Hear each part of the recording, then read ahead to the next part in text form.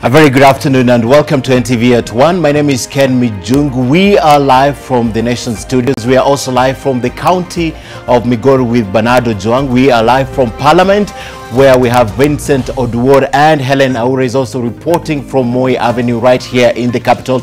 We'll be speaking to them shortly, but first, Agriculture Cabinet Secretary Ken Mijungu is appearing before the National Assembly's Committee on Agriculture to answer to questions regarding the agriculture sector. Now, the CS is expected to talk about the delay of maize farmers' payments and the bags of maize that have gone bad at the National Cereals and Produce Board. Vincent Oduor is in Parliament and joins us live with the latest. Vincent, good afternoon. Talk to us about that committee where Ken Mijungu is and what is likely to be spoken about. All right, I'm told that we have to listen in to Ken Mijungu because he's still before the committee. Let's go to Parliament. We're still saying we are not there. The other thing also I wanted to raise is that you talked of 6%. I would want you to support how you have arrived at the 6% and give us, because you've actually clearly said that the ministry or other national part of agriculture deals with policy, which we all know. So we want to know what happens with all the money that comes to the ministry. How is it used? And if indeed any money goes to the county, furnish us with the amounts for each particular county and what they have done with that money. So that we should not be hitting on you and maybe the problem is elsewhere. So it would be good to also give this committee all those details, all those information in detail, so that we are able to follow. And I'll still insist that let us work on timelines. Let us work and say that if indeed maybe the next 1 week or so we have that information. Because this committee has felt that it is either undermined or people don't take it seriously. And why I think if we have to improve, because agriculture is the backbone of this economy, of Kenya's economy, I don't understand why it is so difficult for you to give us information and say the challenge is here. I have been listening to you and you don't want to commit yourself. Of course, maybe you want to talk to your colleague, finance. If the problem is finance, tell us indirectly that my problem is finance. Treasury is not giving us or is not meeting. Give us the correspondence that you've been communicating with Treasury and things are not moving, so that we know where the problem is. Because we also want to be seen by Kenyans that we are working, so that we don't look like we are just going around in circles. Thank you. Thank you very much, Honorable Silas, for that very, very important question. However, just to clarify, that the CS cannot go and demand from the county government how they use the budget which is allocated through the CECs for agriculture, but he will be able to give. He doesn't have the jurisdiction to. I think that is the work of the Senate. They can be able to probe the details of the money that is given to the counties and how much of that is given to the CEC for agriculture and what he does with that money. And so thank you very much. CS, with your permission, yes. There's one area that he addressed that is very important. Okay.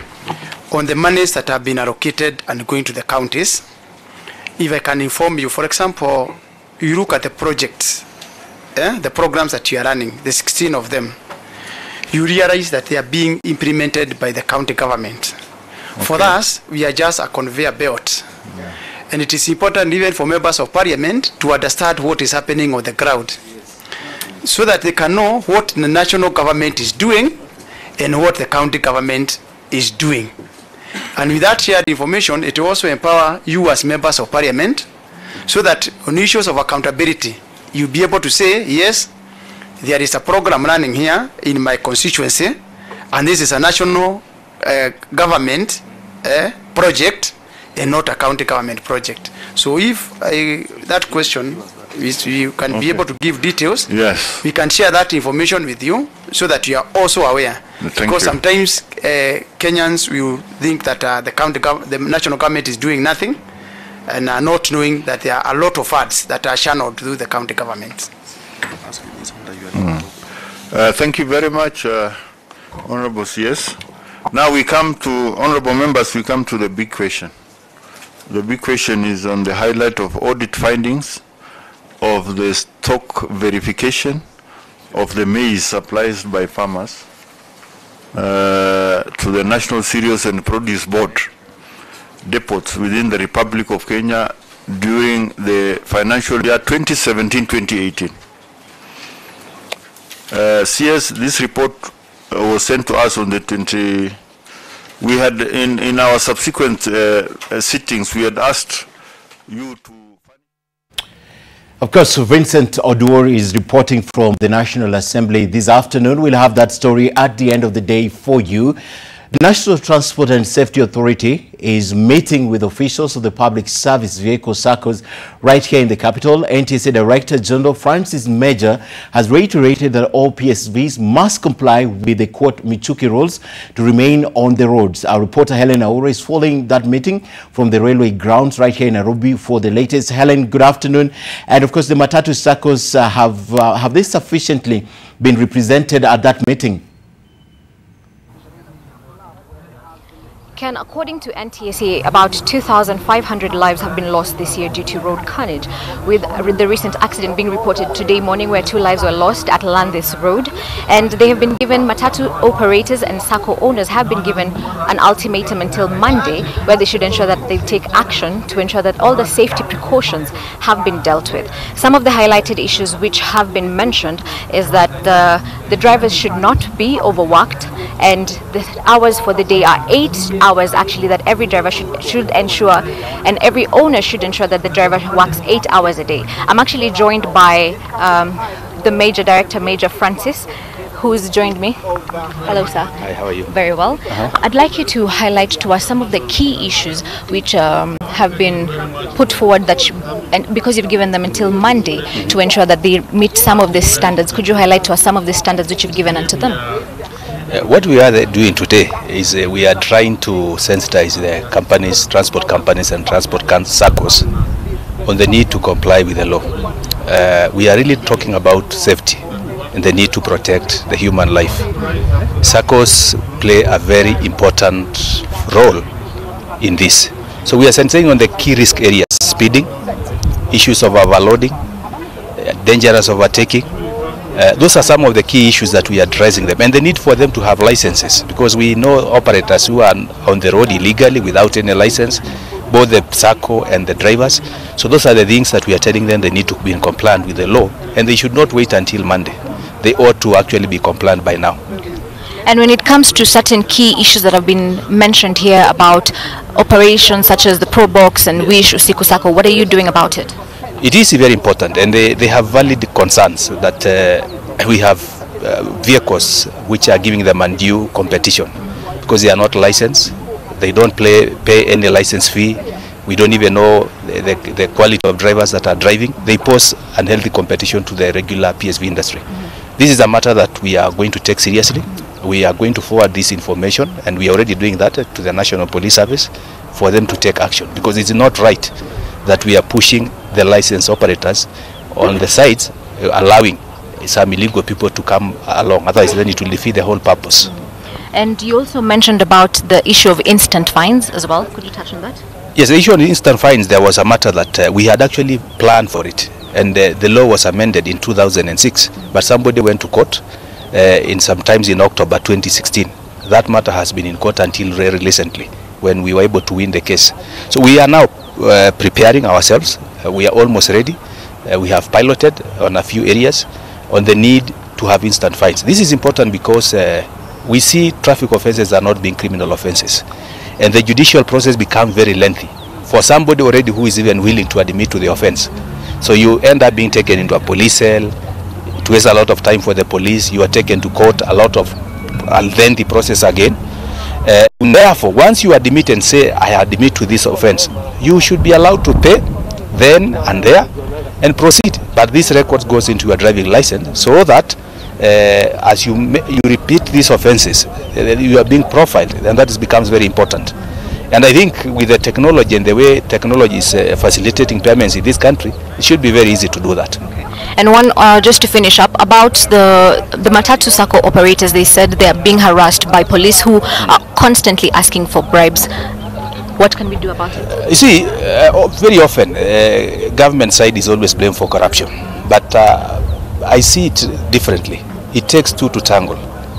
I don't think this country will come to a halt if everybody say today that we are not going to give a bribe. What will happen? Will the police arrest everyone? So as much as the police needs to improve on that, I also personally believe the PSVs have not been doing the right thing. We have crew who have a till, free money, if I can use that word, a free till to dish out money to whoever they choose to give. It becomes convenient for them to break the law. It is the wrong thing to do. But the resolve must be from both sides. The law enforcers must resolve to deal with the issues of corruption, but the PSV operators also have a very important role to play. And if they say today, from today, we are not going to give a bribe, I am sure all of them cannot be arrested. Thank you so much, sir. Thank you very much. All right. Well, as you've had, Ken, everyone has been given until Monday. All Matatu operators and Sacco operators have been given until Monday to ensure that they comply with all the safety precautions. Back to you, studio. And thank you very much, Helen Aura, reporting right there about the regulations that must be implemented.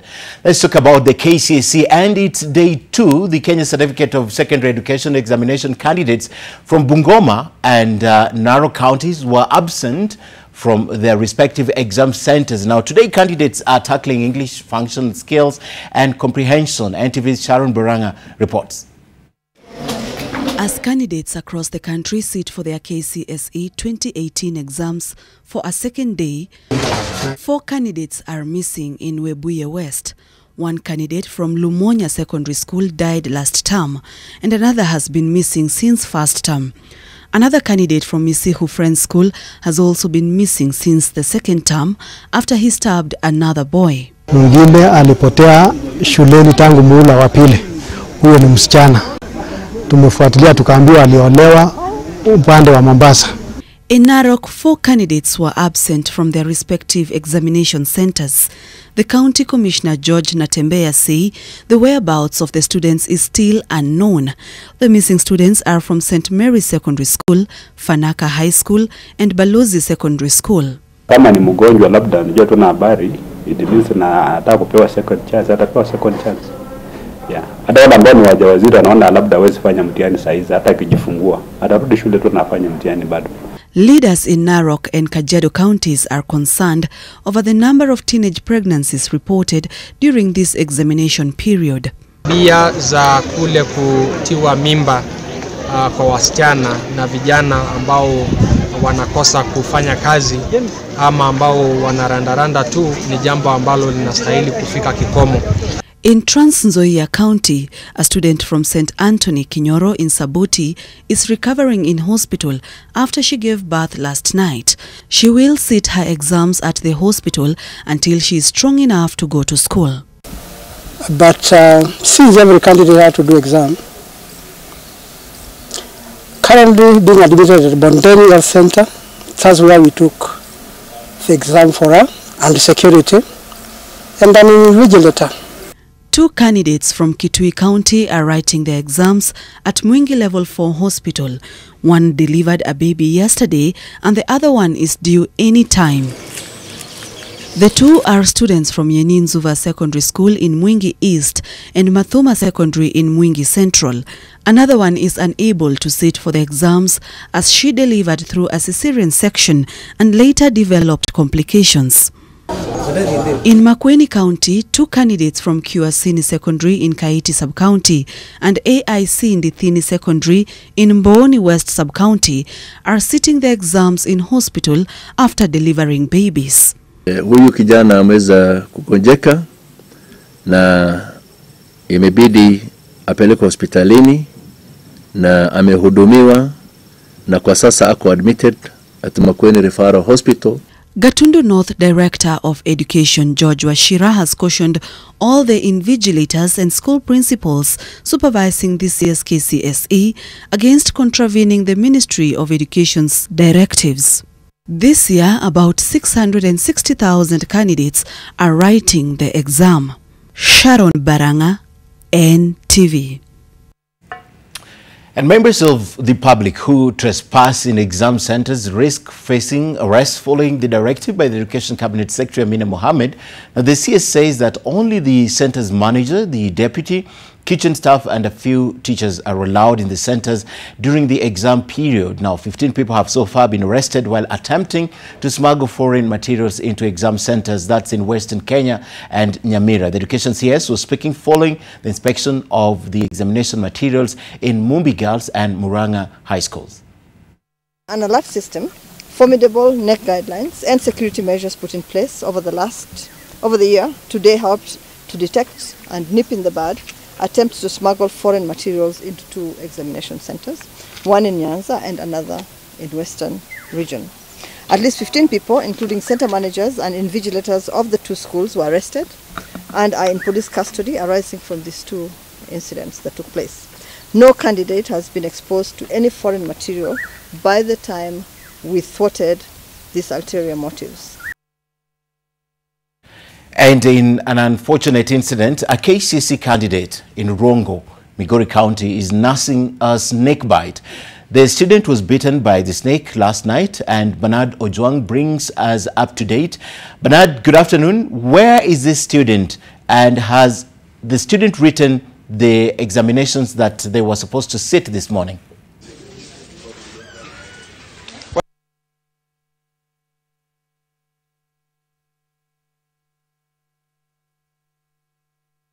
The small challenge with Bernard there. We'll definitely be getting that story at the end of the day, but it's a KCSE candidate in Rongo who was bitten by a snake. We just wanted to find out if they've been able to go to school to sit for the exam. Let's move on.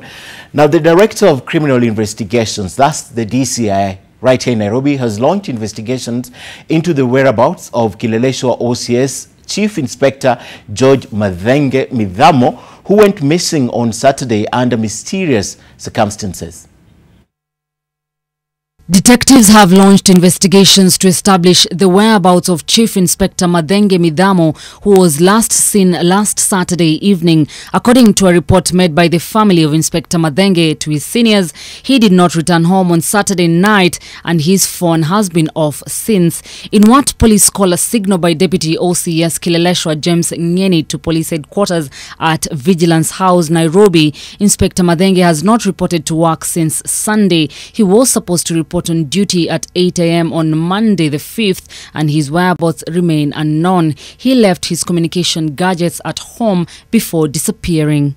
So far, a crime inspector at Kileleshwa Police Station has been questioned at the divisional headquarters over the issue, having been the person constantly communicated and made the most recent call to Inspector Madenge before he went missing.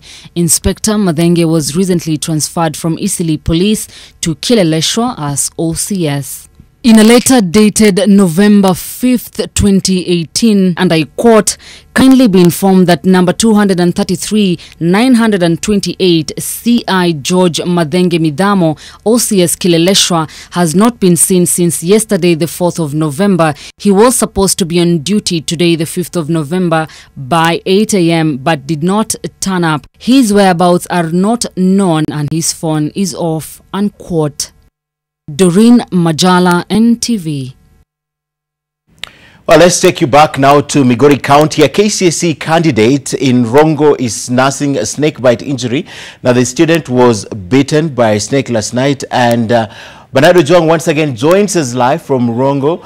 Bernard, good afternoon. The student that was bitten by the snake, were they able to sit for their exam today? Well, thank you very much, Ken. We are here at Royal Level 4 Hospital, whereby Eric Omondi is currently sitting for his English paper 2. Omondi is a student at Ongako Mixed Secondary School in Ndiwa constituency. He was brought here yesterday, very in the morning, after he was bitten by a snake. Yesterday at around 3 a.m. At night, when he was going for a short call, he was brought here while unconscious, and currently we are just going to talk to the doctor here who was attending to him. Just tell us, how is the situation? Yes, I'm Dr. Victor Turahe from Royal Hospital, Rongo. We received a student in the morning at about 6 who was semi-conscious with a swollen limb and was unable to walk. We gave him first aid. Currently he's doing his second paper. He's in a stable condition without much worry. Well, thank you very much. Ken, in Rongo sub-county, we have a total number of 2,714 candidates sitting for KCSE, and we will be talking to Rongo DEO just to tell us the situation, how they started.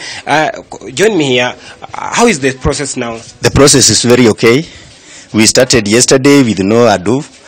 We have enough transport, adequate security officers, and we have a total of 2,714 candidates.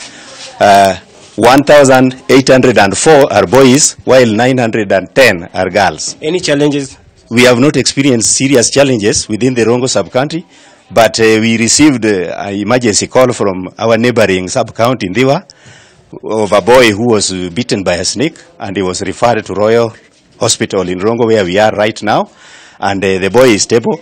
We managed to organize for him to take his examination in the hospital. Paper 1 alimaliza, but now we are doing paper 2. Well, thank you very much, Ken.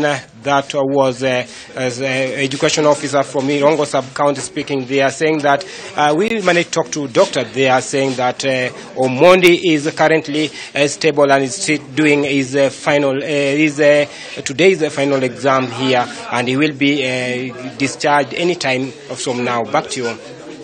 Thank you, Bernard, and that's what we like to hear. Let's move on now. More than 30 families living as internally displaced persons in Ruiru, that's in Kiambu County, have expressed their frustrations over the lack of permanent resettlement. The families who are victims of the 2007 post-election violence say they were evicted from the land they had been relocated to after living there for 8 years. These families are still homeless 10 years after the 2007-2008 post-election violence. They claim they were evicted from the piece of land they had been resettled on. Since 2010, the Twiga IDP camp in Ruiru has become their home. More than 20 families are living in poor conditions. The situation is worse when it rains.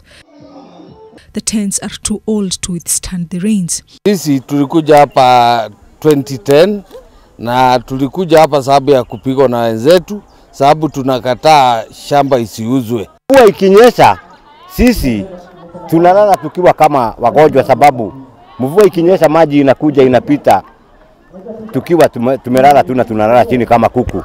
They're appealing to the government and well wishers to give them new tents.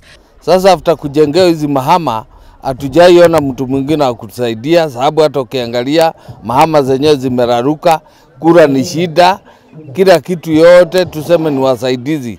The families also took issue with the government for not recognizing them as IDPs. Tukionyeshwa mahali ya kwenda tuko tayari, sababu hapa sio kwetu, kwa barabara sio shamba.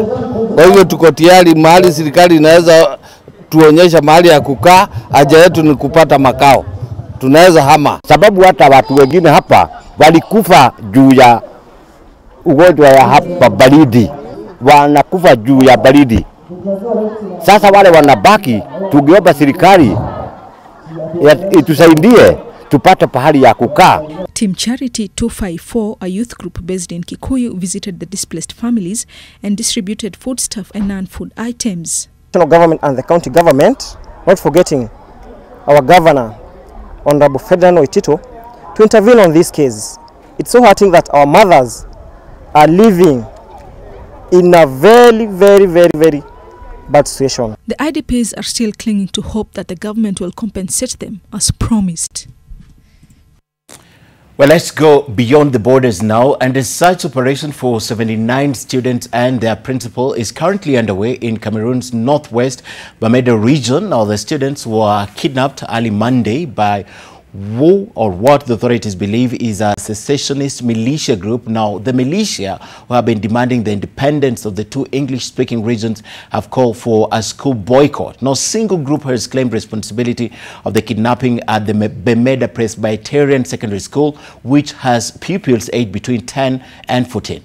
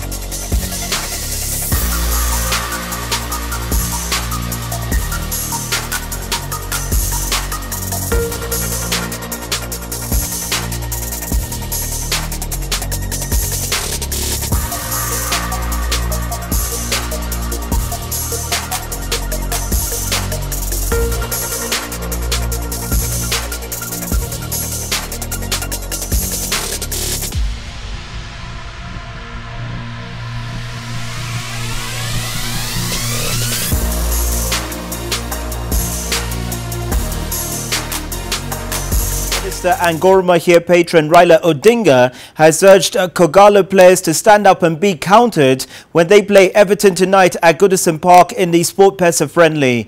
Raila jetted into the UK on Monday morning accompanied by his son Raila Jr. and daughter Winnie Odinga, and surprised Gor Mahia players by showing up at their dinner at their hotel in Liverpool.